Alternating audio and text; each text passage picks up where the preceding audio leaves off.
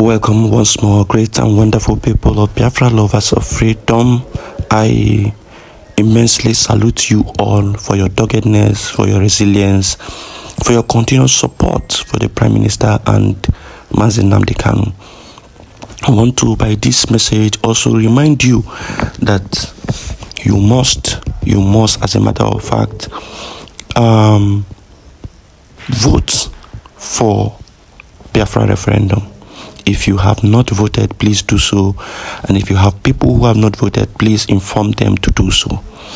Now, on the information for today, or the news for today, Mazi Nnamdi Kanu's wife has also come out again. The supposed wife, let us put it like that, because it is when Mazi Nnamdi Kanu comes out, we will know truly what she will represent in his life. But for now, we want to state it in this manner. The supposed wife of Mazi Nnamdi Kanu has come out to make certain pronouncements and certain statements public. Now, in all she said, she was just rigmaroling. And we will discuss that, and we will let you hear what she has said, some of the salient points that would expose her stupidity and her involvement in everything that is happening to her husband. Her criminality in this struggle has been exposed once more by herself, and we are going to let you in on everything you need to know. And also, the Prime Minister Ekpa has also briefly responded to her. Not directly, but indirectly. And we will let you know all this. But for now, let us listen to the wife of Mazi Nnamdi Kanu. I did not ask him any question about these things.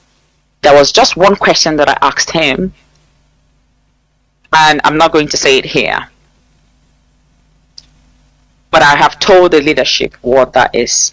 Of course, Onyendu gave me a message to give to Mazi Edoziem on something to do, something that has to do with improving, my POB and the strength of the DOS. And I've given that message to the leadership. So that very one question that I asked Onyendu, I've also told Mazi Chinasa, but I won't say it here. That's the only question I asked him. Others he explained to me. He started all the conversations we had. He started it with me.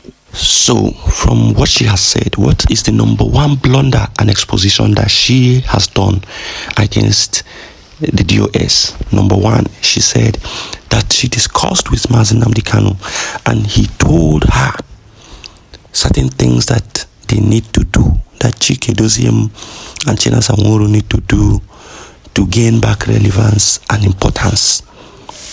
Do you understand? That means that she is aware, and they all are aware, that they have lost relevance with the Biafran people. And so they are trying hard in every way to build relevance. And I want to tell you that this broadcast that they made is just about building the relevance and importance of the DOS, because they know they have failed completely and they are doing absolutely nothing for the people of Biafra. And one thing I want to remind us today is that Mazi Nnamdi Kanu once said that the Biafran people are not stupid people. Once you are doing the right thing, they will follow you. But if you continue to make mistakes and continue to think that they are fools, that they cannot reason with their heads, you will discover that they will leave you within a twinkle of an eye. And that was exactly what happened to the DOS. They continue to misbehave, they continue to spit on the people of Biafra, they continue to tell us that we do not know what is happening, or we do not have the right to demand for answers to certain very pertinent questions. And the people of Biafra had to leave them, owing to the fact that they were doing absolutely nothing for the restoration of Biafra. Absolutely nothing for the restoration of Biafra. And they were even causing more harm to the people of Biafra by trying to hand over ESN and all its members to the governors and the oppressors of the Biafran people. And those,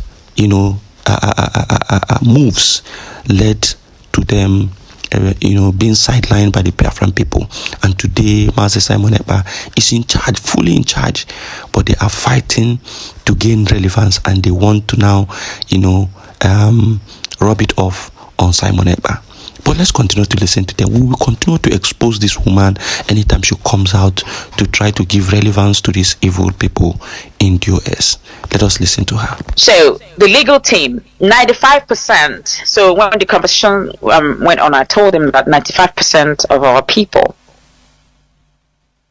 are very upset, because that is what I gathered. I mean, our people, including non-IPOB members, are very upset regarding what happened with the legal team. And they are very disappointed, or still very disappointed by this flop, and raised their concerns. So I also raised that to Onyendu, because I constantly heard the question before I saw Onyendu. I heard the questions. Oh, what does Onyendu's wife say about it? What is she saying about it? Can she do something about it? No. My answer is, or was no, and is no, because I want to make something clear. Excuse me.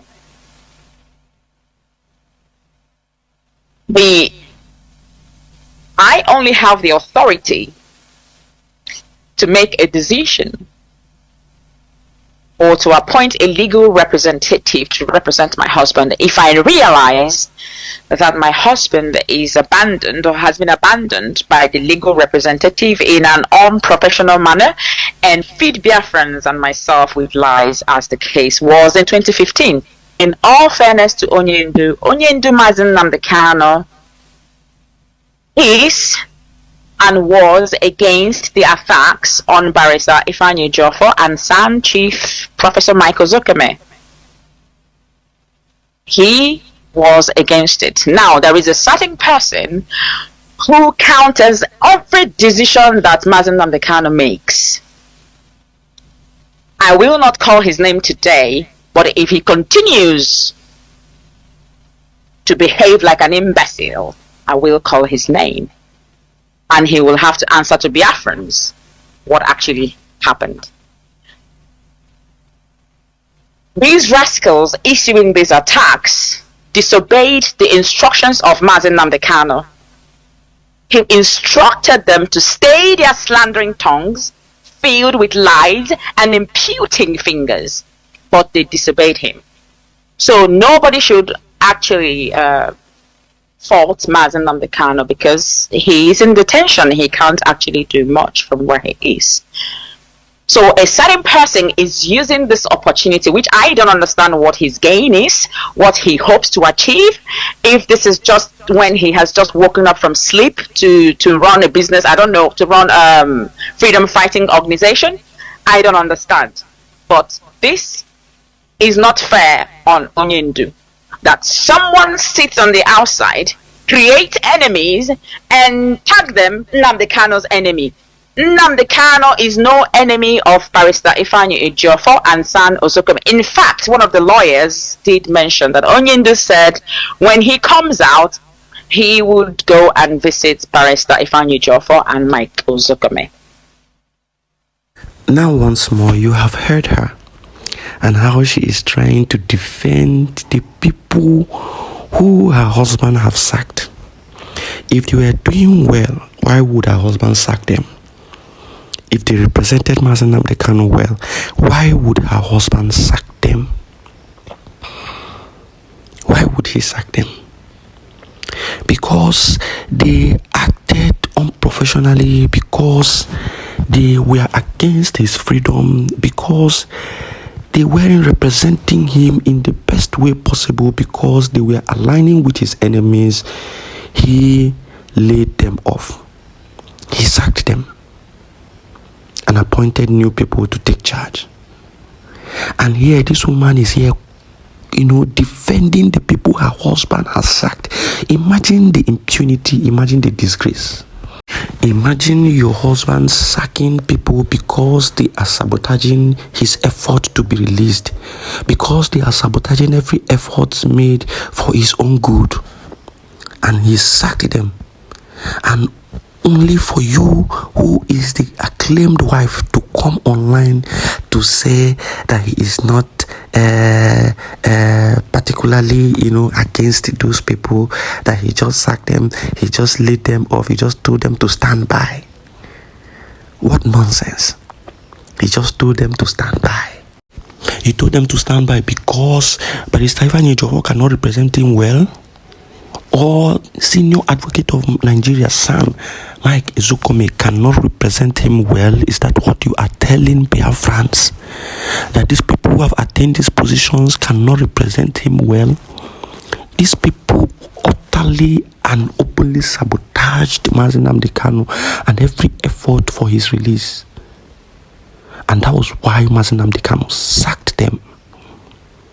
And now you come to sugarcoat the whole thing to try to paint the same people your husband sacked. You try to paint them good. Are you standing for your husband or against your husband? When you see an evil woman, oh, may God never allow our men to marry evil women like this. Your husband sacked people. How do you sack people? They have committed one atrocity or the other before you sack them. They must be incompetent before you sack them.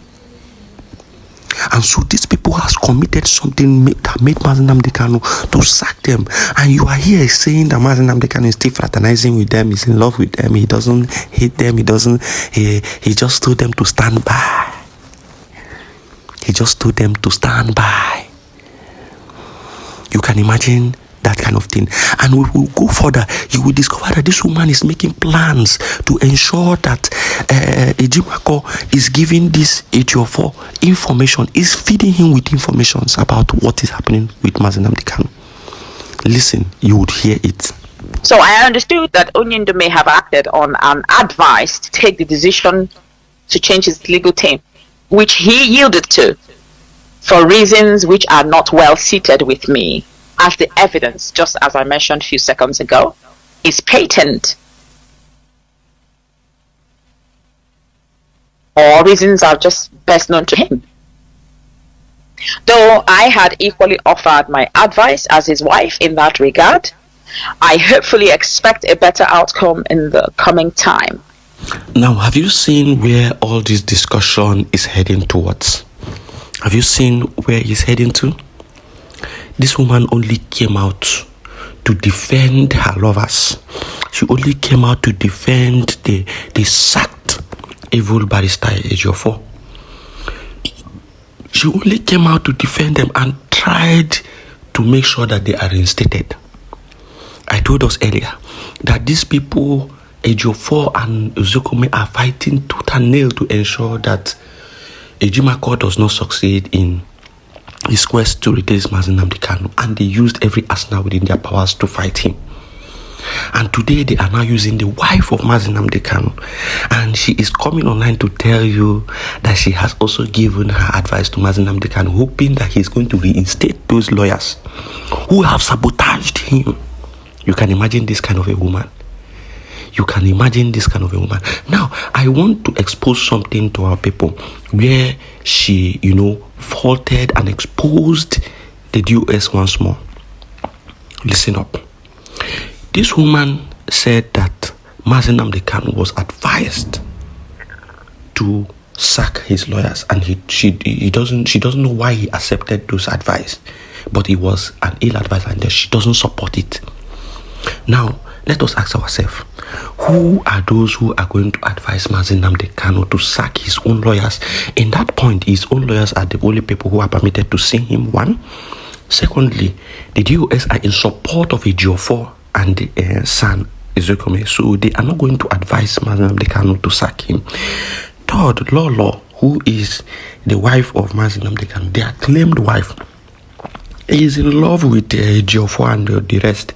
She will not advise him to sack So what prompted and who advised Mazi Nnamdi Kanu to sack, and why did Mazi Nnamdi Kanu listen to those people other than listening to the people who she claimed Mazi Nnamdi Kanu is still working with and giving advice?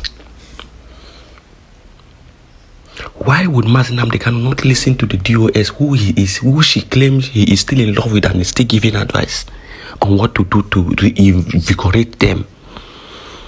So why would he listen to other people and sack his legal team? Something as important as his legal team. Why would he listen to other people's advice?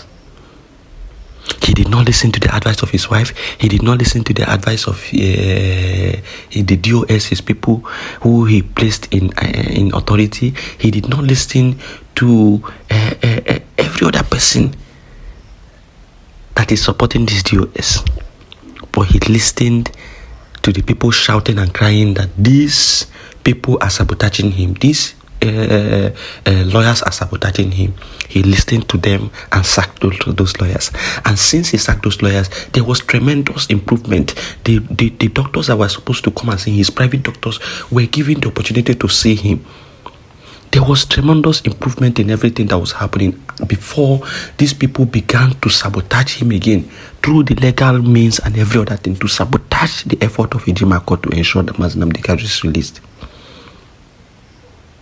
And we see all those things, and these people think we are blind. They think we can't see.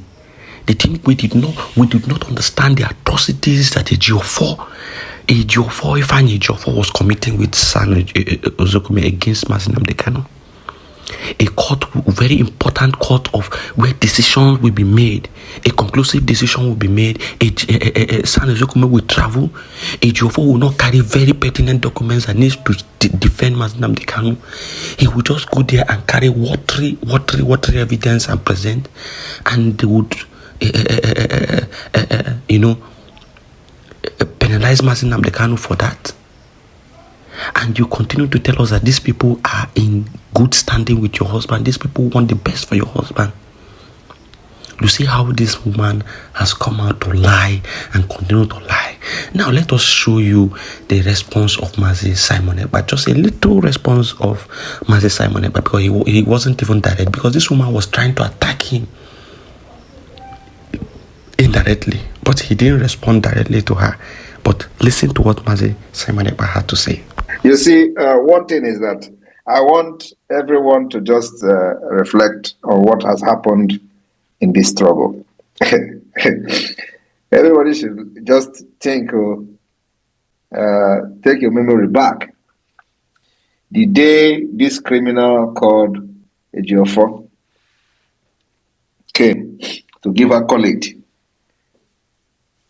to his fellow criminal gang, I made a national broadcast, warned him, gave him line by line warning, and then after that, he came again.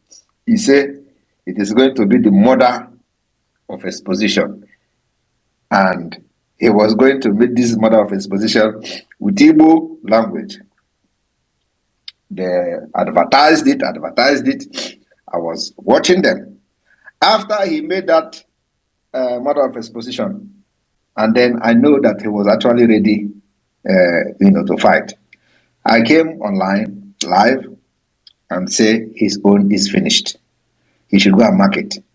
Today, where is him? The thing is that everybody should understand that if God's hand is not in this, we will never defeat all these monsters. But today, all of them are gone. Just bring out your head as a monster against Biafra. One pronouncement, you are gone. I am telling you the fact. You will do tika. 1 week, 2 weeks, you are gone. Nobody will hear from you again. You all know that some people were on social media, Simon Ekpa, every day and night. Simon Ekpa. The office in the Baltimore in United States, Biafra office is fake, scam. We call the owner of the house. Nothing like that here. People will have, one thing about our people is that they forget things very easily. They went and pulled the flag down and laid curse on him. Where is he today? They say, oh, and they were praising the way they pulled the flag. Our own flag. A lot of people say, go and arrest them, they must stop. I say, don't worry, that is the way I handle my things.